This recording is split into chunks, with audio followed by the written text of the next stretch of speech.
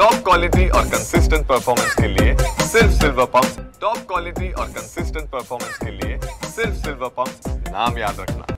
आज दिनांक 27 जुलै 2025 रोजी गोपनीय माहितीच्या आधारे नार्कोटिक्स सबस्टन्सेस ॲक्ट अंतर्गत, narcotics and psychotropic drugs substances act अंतर्गत ज्या कारवायांची मोहीम चालू आहे त्या मोहिमेमध्ये गोपनीय माहिती जी प्राप्त झालेली आहे त्या प्राप्त माहितीच्या आधारे शहरातल्या एका IT-चं वातावरण असणाऱ्या भागामध्ये उच्चभ्रू वस्तीमध्ये एक रेड करण्यात आलेली आहे आणि तिथं जी ड्रग पार्टी चालू होती त्या ड्रग पार्टीमध्ये साधारणपणे 3:30 वाजताच्या दरम्यान केलेल्या रेडमध्ये काही आरोपी हे आपल्या ताब्यात घेण्यात आलेले आहेत।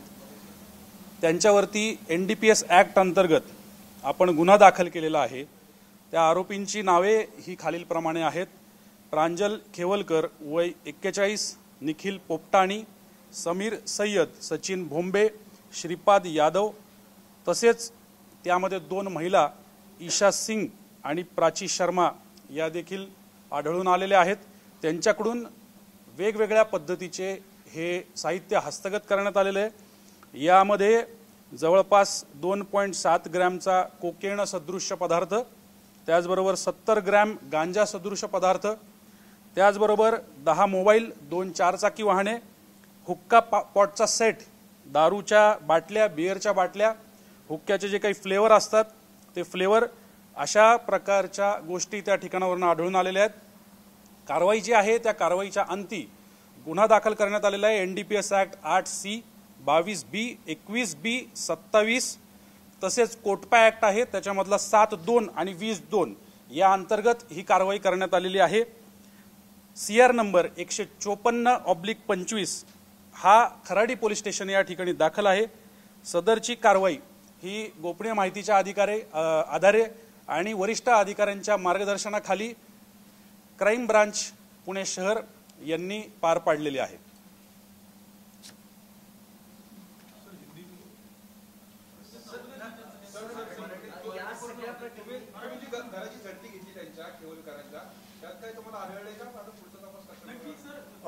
पुढच्या काही गोष्टी ज्याबद्दल तुम्ही प्रश्न विचारत आहात तर याबाबत अद्याप पावेतो झालेल्या तपासामध्ये निश्चित काही कारवाया केल्या जात आहेत। त्या कारवायांच्या अंती त्याच्यात जे निष्पन्न होणार आहे त्या पद्धतीने पुढील तपास कार्यरत राहील।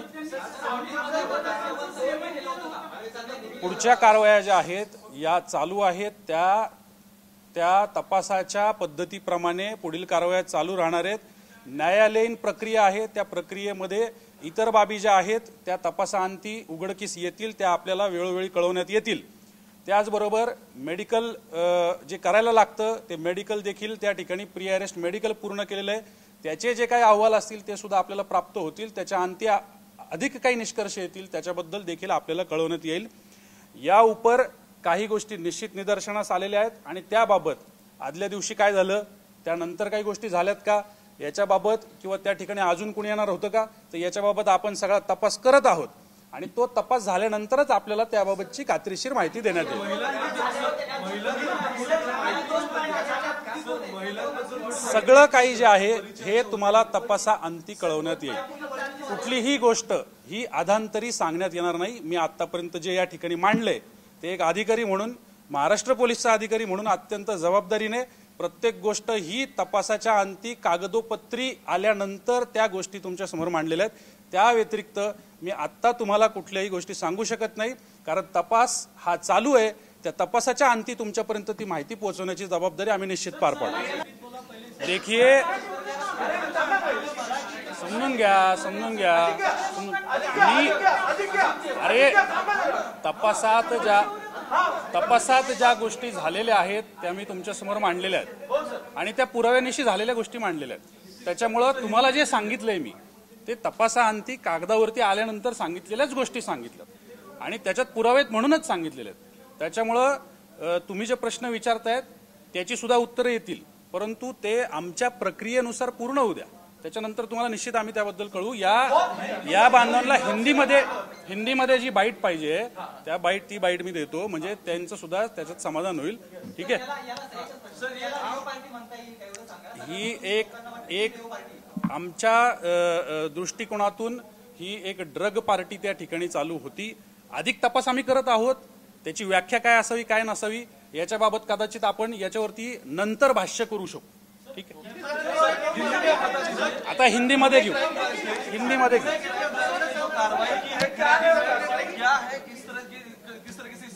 देखिए, आज 27 जुलाई 2025 है. आज के तारीख में रात के समय आप सभी को पता होगा कि महाराष्ट्र राज्य में नशे की जो चीजें हैं, मतलब जिनको हम मराठी में अमली पदार्थ कहते हैं, इनके खिलाफ कार्रवाई जारी की गई है और वो बहुत बड़े पैमाने पे हर जगह पे चालू है. ऐसे ही कार्रवाई में एक इंफॉर्मेशन प्राप्त हुई थी. वो इंफॉर्मेशन क्राइम ब्रांच को प्राप्त होने के बाद हमारे वरिष्ठ अधिकारियों के मार्गदर्शन में लगभग 3:30 के आसपास इस शहर का थोड़ा सा जो आईटी का जिसे हब कह सकते हैं या जिस क्षेत्र में आईटी के कंपनीज है, ऐसे ही कुछ अच्छे जहाँ पे अच्छे जो लोग रहते हैं, ऐसे किसी पॉश एरिया में इस चीज के बारे में इंफॉर्मेशन मिली थी और वहां पर 3:30 बजे के आसपास हमारे टीम्स ने रेड किया. उस रेड में कुछ चीजें मिली है जिसके बारे में मैं आपको बता सकता हूं कि उन चीजों में लगभग 2.7 ग्राम कोकेन की तरह दिखने वाला पदार्थ, जिसके बारे में कुछ प्रिलिमिनरी जांच भी हमने की है, लेकिन उसकी अधिक विस्तृत जांच जो है वो फॉरेंसिक साइंस लैब के बाद हमें मिल जाएगी. 70 ग्राम के आसपास लगभग जिसे गांजा कहा जाता है वो चीज प्राप्त हुई है. उसके साथ साथ 10 मोबाइल, 2 4 व्हीलर, हुक्का पॉट के सेट जो रहते हैं वो सेट, दारू और बियर के बॉटल्स और हुक्का के फ्लेवर्स. इसमें से काफी सारी चीजें जो है वो प्रतिबंध जिन पे लगा हुआ है, ऐसी चीजें है. ये चीजें वहां से हस्तगत की गई है और इसका बाकायदा प्रॉपर तरीके का पंचनामा करके सारी प्रोसीजर जो है वो लीगल प्रोविजंस के अनुसार परफेक्ट तरह से करके वो सब जब्त किया गया है. और उसके बाद में वहां पर ये सब हरकत करने वाले जो एक्यूज्ड है, उन एक्यूज्ड को वहां से ताबे में लिया गया है. इनको ताबे में लेके अब इनका अरेस्ट प्रोसीजर कंटिन्यू करके आगे पूरा करके इनको ऑनरेबल कोर्ट में प्रेजेंट किया जाएगा. साथ ही में जो क्राइम रजिस्टर हुआ है वो क्राइम रजिस्टर हुआ है खराड़ी पुलिस स्टेशन में, जो हमारे जोन 4 में आता है.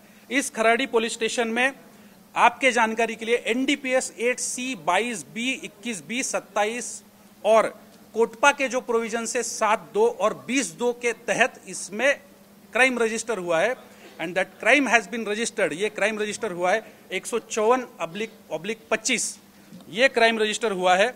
मैं ये बताना चाहूंगा कि सारी कार्रवाई ये जो है क्राइम ब्रांच की टीम ने, हमारे जो सीनियर ऑफिसर्स है उनके सुपरविजन में हम लोग ये पूरा कर पाए और सारे एक्यूज्ड अब उनके प्री अरेस्ट मेडिकल कंप्लीट करके उनको ऑनरेबल कोर्ट में प्रस्तुत किया जाएगा उनके पीसीआर के लिए. कितने आरोपी हैं और क्या उनके नाम है? इसमें 7 आरोपी है कुल मिला के. उनमें से 2 महिला ही है और उनके नाम श्री प्रांजल खेवलकर उम्र 41, निखिल पोपटानी, समीर सैयद, सचिन भोंबे और श्रीपाद यादव. और इनके साथ में 2 महिलाएं भी अरेस्ट की गई है, ईशा सिंह और प्राची शर्मा. ठीक. एक सवाल है सर, इसमें ये महिलाओं का कुछ कनेक्शन सामने आ रहा है उनके साथ में की. देखिए, मैं आपको एक बात बताता हूँ. एक जिम्मेदार अधिकारी होने के नाते, आप सब लोग आज मुझे नहीं देख रहे, बहुत दिनों से देख रहे, एक जिम्मेदार अधिकारी होने के नाते इस तरह के केस में ये बहुत जरूरी है कि मैं जो हर चीज बात कर रहा हूँ वो जिम्मेदारी से बात करूं. और वो जिम्मेदारी एक पुलिस के लिए उसके राइटिंग से आती है, उसके तपास से आती है, उसके इन्वेस्टिगेशन से आती है. तो वो प्रक्रिया जो पूरी हुई है उसके बारे में मैंने आपको पूरी की पूरी जानकारी दी है. हमें ट्रांसपेरेंसी चाहिए इंफॉर्मेशन देने में, इंफॉर्मेशन लेने में. तो इसलिए आपको जो जानकारी दी है पूरा सोच समझ के, जितना इन्वेस्टिगेशन हुआ है, हमारे अधिकारी कल सुबह से आज तक अभी तक सोए नहीं है, दिन रात काम कर रहे हैं. और ये काम कर रहे हैं, ये सिर्फ कंप्लेनेंट के लिए नहीं होता है, ये हर किसी के लिए होता है, ये एक्यूज के लिए भी होता है, क्योंकि सही इन्वेस्टिगेशन होना ज़्यादा जरूरी है। सही इन्वेस्टिगेशन के बाद जो जानकारी प्राप्त की है, जो हासिल की है, वो आपको मैंने यहाँ पर आपको प्रस्तुत की है। इसके अलावा जो भी चीज़ होगी उसके बारे में हम आपको उस समय जैसे जैसे इन्वेस्टिगेशन आगे बढ़ता जाएगा हम आपको प्रस्तुत करते जाएंगे। मित्रा, विषय असा आहे की या सगळ्या गोष्टी FSLच्या रिपोर्टच्या अंती आपल्याला कळतात। किती ड्रग्ज सापडले याच्याबद्दल मी तुम्हाला माहिती पण दिली आणि तुम्हाला रिटर्न मध्ये पण दिलेलं आहे। तर त्याच्यामुळे किती सेवन झालं ह्या गोष्टीची सुद्धा चाचपणी जी असते किंवा त्याचा जो अहवाल असतो हा आपल्याला हे सगळं प्रक्रिया पूर्ण झाल्यानंतर FSLचा जो रिपोर्ट येतो त्या रिपोर्ट मधून आपल्याला अंदाज लावता येतो। परंतु एक गोष्ट निश्चित आहे, ज्या ज्या काही गोष्टी झाल्या त्या आम्ही अगदी ट्रान्सपरंटली तुमच्या समोर मांडलेल्या आहेत।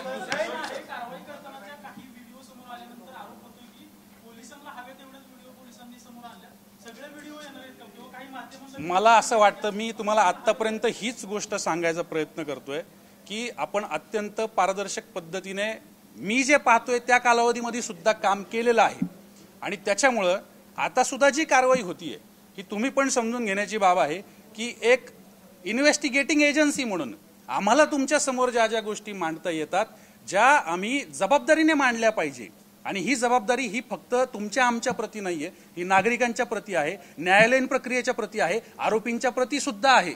तेवढीच आम्ही माहिती तुम्हाला आता देऊ शकतो। त्याच्या व्यतिरिक्त माहिती जी काही प्राप्त होईल ती आपल्याला वेळोवेळी निश्चित देता येईल आणि दिली जाईल। परत तोच प्रश्न विचार।